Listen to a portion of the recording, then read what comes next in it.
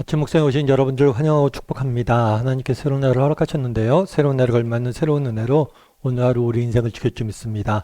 오늘은 나타내리라 라는 제목을 가지고 빌립보서 3장 15절부터 16절까지 말씀을 같이 한번 나눠봤으면 좋겠습니다. 우리 15절과 16절 말씀 같이 한번 읽어봤으면 좋겠습니다. 그러므로 누구든지 우리 온전히 이룬 자들은 이렇게 생각할지니 만일 어떤 일에 너희가 달리 생각하면 하나님이 이것도 너희에게 나타내시리라. 오직 우리가 어디까지 이르렀든지 그대로 행할 것이라.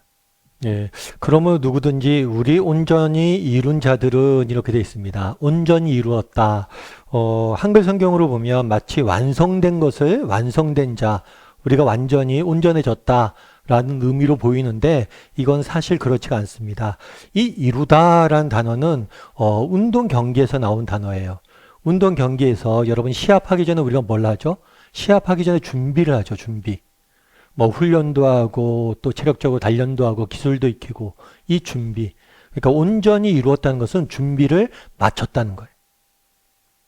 우리가 정말 영적으로 준비를 마쳤다면 이제 뭘 해야 돼요? 실제로 달려가기 시작해야죠.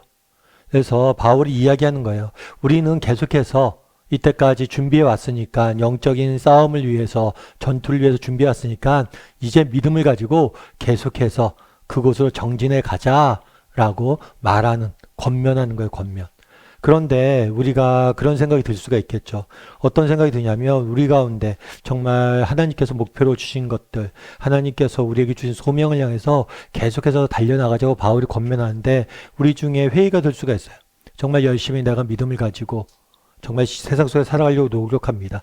기도도 하고 헌신도 하고 시간도 드리고 에너지도 드리고 물질도 드리고 정말 여러 가지 면에서 하나님 나라를 위해서 헌신해요. 그런데 당장 열매가 나타나지 않을 수 있어요. 내가 정말 믿음을 지키고 열심히 살려고 그러는데 오히려 더 어려움들이 우리 인생에 닥칠 수 있고 정말 우리가 생각한 대로 일들이 풀려가지 않을 때가 있어요. 그럼 우리한테 회의가 될 수 있죠.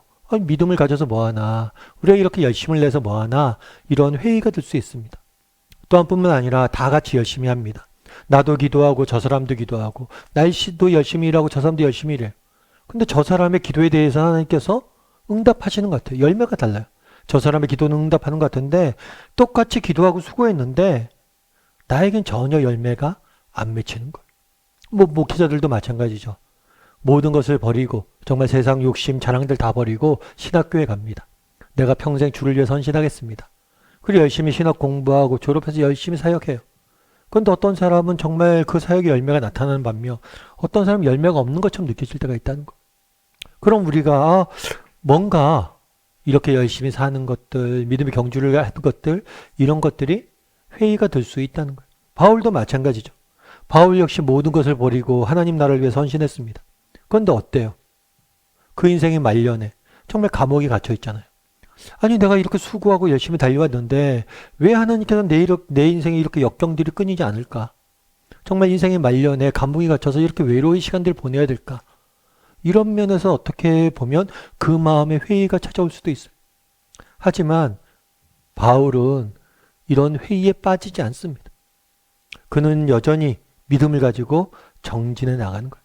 우리가 이때까지 달려온 길을 속해서 달려가자라고 이야기합니다. 그럼 어떻게 이럴 수 있냐는 거죠. 오늘 본문에 보면 이렇게 됐어요. 그러므로 누구든지 우리 온전히 이룬 자들은 이렇게 생각할지니 우리 열심히 그동안 해왔는데 우리가 믿는 사람이 되었는데 이때까지 해왔던 것처럼 하나님이 우리에게 주신 소명을 향해서 우리가 함께 달려갑시다. 만일 어떤 일에 너희가 달리 생각하면 하나님이 이것도 너희에게 나타내시리라. 바울이 이렇게 회의에 빠지지 않았었던 근본적인 이유는 뭐냐면 하나님이 나타내실 것이다. 지금 당장 우리가 다 이해할 수 없어요. 하지만 언젠가 하나님께서 분명히 나타낼 것이다. 그러니까 우리가 어디까지 이르렀든지 그대로 달려가자. 어떤 사람 앞서갈 수 있고 어떤 사람 뒤에 쳐질 수도 있는데 어떤 사람은 환경에 따라서 기도 응답을 받았을 수도 있고 안 받을 수도 있는데 그런 거에 신경 쓰지 말고 우리가 이때까지 달려왔던 길을 계속해서 달려가자는 거예요. 왜요? 하나님께서 나타내실 것이다. 하나님께서 언젠가 알게 하실 것이다. 그러니까 그런 믿음을 가지고 끝까지 달려가자는 거. 마쓰시다 고노스케라는 분이 계세요. 이분 같은 경우에는 일본 최대 가전 회사인 마쓰시다 그룹을 창업해서 세우신 분이세요. 무려 71개의 계열사를 거느리고 있는 직원만 해도 13만 명이 되는 엄청난 회사죠. 그래서 경영의 신이라고 불리기까지 했었어요. 근데 이 마쓰시다라는 분에게 어떤 기자가 물었어요. 어떻게 이렇게 큰 기업을 이룰 수 있었냐고. 그러면서 그랬더니 그분이 자기가 이렇게 큰 기업을 이룰 수 있었던 것은 남들보다 세 가지가 부족했기 때문입니다. 라고 이야기를 한 거예요. 이상하지 않아요? 어떻게 그렇게 큰 기업을 이뤘습니까? 라고 이야기하면 내가 이런 능력이 있었고 이런 게 있었기 때문에 이루어졌다 라고 이야기하지 않고 내가 세 가지가 부족해서 그랬다는 거예요. 그럼 첫 번째는 뭐냐? 저희 집은 무지하게 가난했습니다. 어려서부터 너무 집안이 가난했다는 거예요. 두 번째는 뭐냐? 내가 몸이 너무 약했다는 거예요. 어려서부터 가난할 뿐만 아니라 가난해서 못 먹었는지 몰라도 몸이 약했대. 그리고 셋째로는 머리가 남들보다 모자랐다는 거예요. 가난하고 몸도 약하고 머리도 나빴다는 거죠. 그럼 좋을 게 없잖아요. 기자가 이해가 안 되는 거예요. 아니 이게 어떻게 지금 같은 기업이 이루어질 수 있는 은혜가 동기가 됐냐고. 그랬더니만 이분이 뭐라고 얘기했냐면 계속해서 이런 얘기를 했어요. 내가 이렇게 세 가지가 부족했는데 하나님께서 제게 세 가지 은혜를 주셨습니다. 부족함보다 더 큰 은혜를 주셨다는 거죠. 뭐냐면 가난했기 때문에 저는 어려서부터 구두 닦기, 신문 팔이 등 다양한 일들을 경험을 했대요. 그런데 이 경험이 자신의 나중에 기업을 경영하는데 굉장히 중요한 자산이 됐다는 거예요. 뿐만 아니라 어려서부터 몸이 약했잖아요. 그래서 항상 건강에 신경 쓰고 운동에 힘썼대요. 그래서인지 몰라도 나이 들어서도 건강하다는 거죠. 실제로 그런 경우 많잖아요. 정말 몸이 건강한 사람들이 한순간에 넘어지는 경우도 많죠. 근데 오히려 몸이 약하다 보니까 건강에 신경 쓰고 운동에 힘쓰다 보니까 오히려 더 나이 들어서 건강해졌다는 거예요. 그리고 세 번째는 뭐냐면 자기가 머리가 나쁘다 보니까 늘 배우려고 했대. 자기가 만나는 모든 사람에게 배우려고 그랬대. 그러다 보니까 제가 여기까지 이렇게 됐습니다. 라고 이야기하더라고요. 참 이 사람의 얘기 중에서 참 그 말이 와닿았어요. 하나님이 더 큰 은혜를 주셨습니다. 여러분 생각해 보세요. 내가 가난해요. 내가 정말 머리도 나빠요. 게다가 건강까지 하지 않아요. 그럼 우리가 원망할 수 있잖아요. 그런데 어떻게 알겠냐는 거예요. 이 세 가지가 오히려 내가 지금 이렇게 성공하게 된 계기가 됐다는 거예요. 하나님이 더 큰 은혜로 내 인생을 바꾸어줬다는 거예요. 여러분 그날 바울이 이야기하는 겁니다. 여러분 우리 각자에게 하나님께 주신 분명히 소명이 있을 겁니다. 그리고 우리가 각자 삶의 현장이 다 다르지 않습니까? 그런데 우리가 각자 어디에 있든지 우리가 열심히 최선을 다해서 달려가 봅시다. 물론 때로는 이해 안 될 수 있습니다. 여러분 회의에 빠질 수 있습니다.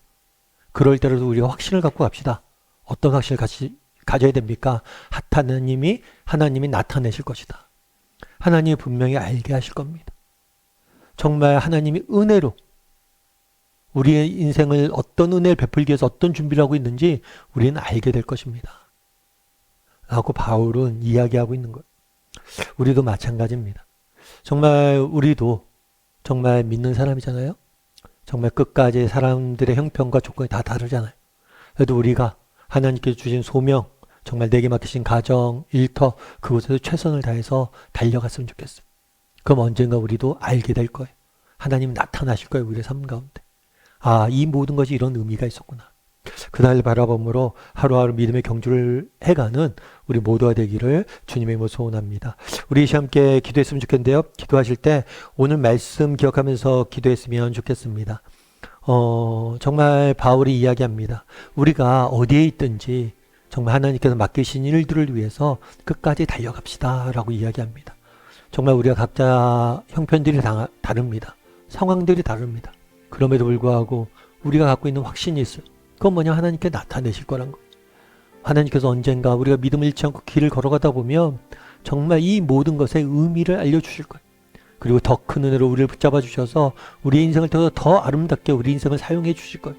그런 믿음을 가지고 정말 어떤 형편, 어떤 상황 속에서 낙심하지 않고 믿음의 길을 걸어가자는 고백을 담아서 하나님의 나타나심을 바라봄으로 달려가자는 고백을 달려갈 줄 아는 그런 사람이 되게 해달라고 이 시간 바울의 가졌던 믿음을 우리에게 달라고 한 목소리 같이 기도하도록 하겠습니다. 같이 기도하시겠습니다.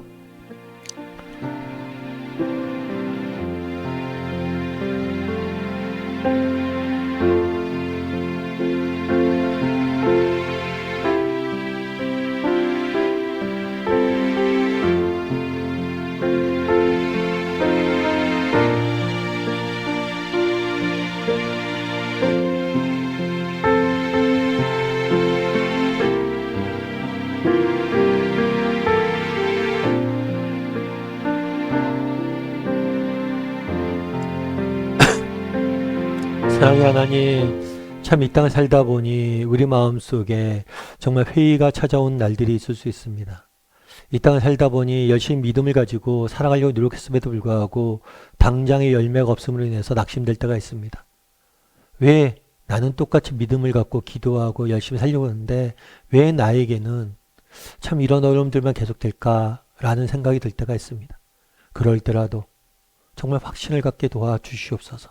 언젠가 하나님께서 우리의 삶 가운데 나타나실 겁니다. 하나님께서 모든 것을, 모든 비밀을 알게 해주실 겁니다.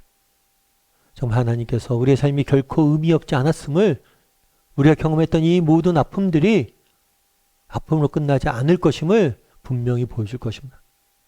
그날에 대한 믿음을 가지고, 하나님이 나타낼 거라는 믿음을 가지고 어떤 형편, 어떤 상황 속에서도 믿음을 지키며 한 걸음 한 걸음 달려갈 수 있는 우리 모두가 될 수 있도록 주여 붙잡아 주시옵소서. 하나님, 오늘 또 세상 속에 살아가야 됩니다.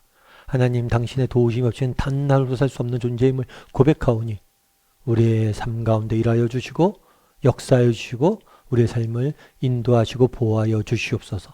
하나님께서 오늘도 우리 함께 할 줄 믿사오며 모든 말씀 예수님의 이름으로 기도드립니다. 아멘.